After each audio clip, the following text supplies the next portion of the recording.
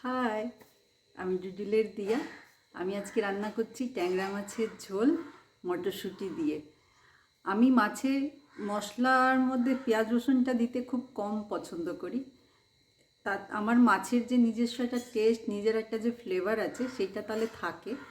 তো আমি সেইভাবেই রান্না করব, কম মশলা দিয়ে। তো চলো দেখি ট্যাংরা মাছের ঝোল মটরশুঁটি দিয়ে।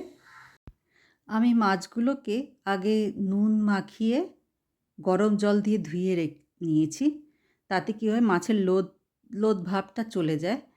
তারপরে মাছটা জল ফেলে ভালো করে শুকিয়ে নিয়েছি। তারপরে দিয়েছি নুন, হলুদ, লঙ্কা গুঁড়ো, কয়েকটা কাঁচা লঙ্কা, 1 চামচের মতন আদা আমি ক্রাশ করে দিয়েছি, তোমরা বেটেও দিতে পারো। এগুলো দিয়ে সব কিছু ভালো করে মাখাবো।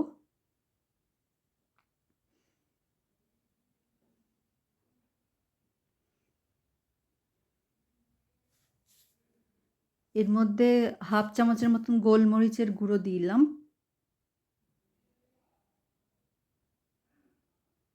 1/2 চামচের মতন দেব জিরে পাউডার, 1/2 চামচের মতন ধনে পাউডার।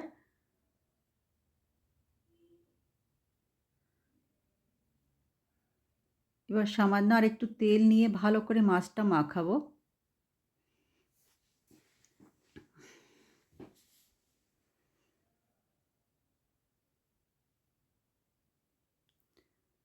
কড়াতে তেল গরম করে নেব। ভালো করে তেলটা গরম হবে, না হলে মাছগুলো নিচে লেগে যাবে। 2টো তেজপাতা দেব, 2 টুকরো দারচিনি আর 2টো এলাচ থেতো করে দেব, আর 1/2 চামচের মতন জিরা দেব, গোটা জিরা ফোড়নে।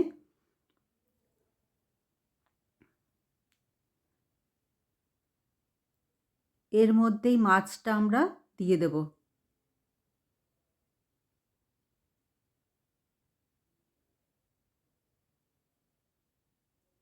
তেলটা ভালো করে গরম করলে মাছটা লাগবে না।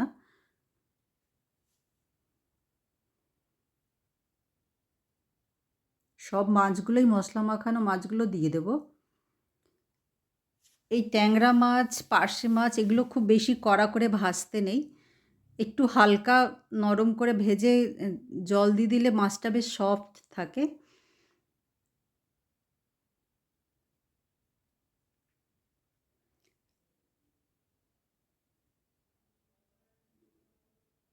খুব হালকাই আমি ভেজে নিলাম, 2 পাশটা ভেজে নেব।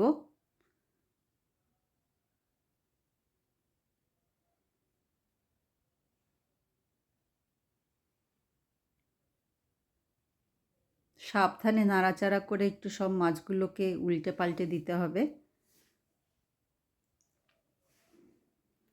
এবার আমি পাশ দিয়ে গরম জল দিয়ে দেবো। জলটা একটু বেশি দেবো, কেননা আমরা মাছটা বেশি ভাজিনি, মাছটা একটু এই জলেই সিদ্ধ হবে। উপর দিয়ে কিছু মটরশুঁটি দিয়ে দেবো। নুন দেব টেস্ট অনুসারে। ঝোল তোমরা পরিমাণ মতন যে যেমন রাখতে পারো সেইভাবে নুনটাও দেবে। মিডিয়াম আঁচে এখন রান্না হবে এটা। তোমরা আমার চ্যানেলটাকে সাবস্ক্রাইব করে নিও।